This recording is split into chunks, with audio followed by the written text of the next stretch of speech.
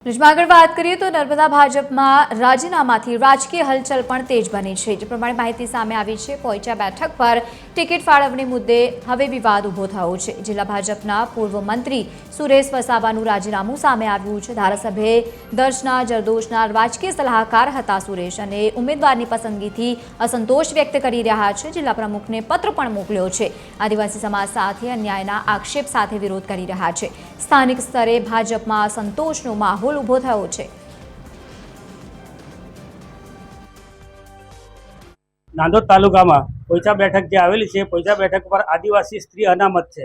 આ આદિવાસી સ્ત્રી અનામત બેઠક ઉપર આદિવાસી મહિલા જ ઉમેદવાર હોવી જોઈએ, પરંતુ ભારતીય જનતા પાર્ટી નર્મદા જિલ્લા દ્વારા આદિવાસી સમાજની દીકરી અન્ય સમાજમાં રોહિત સમાજમાં ગયેલી એવી દીકરીને ટિકિટ આપી સમાજ પર ખૂબ મોટો અન્યાય કરેલ છે।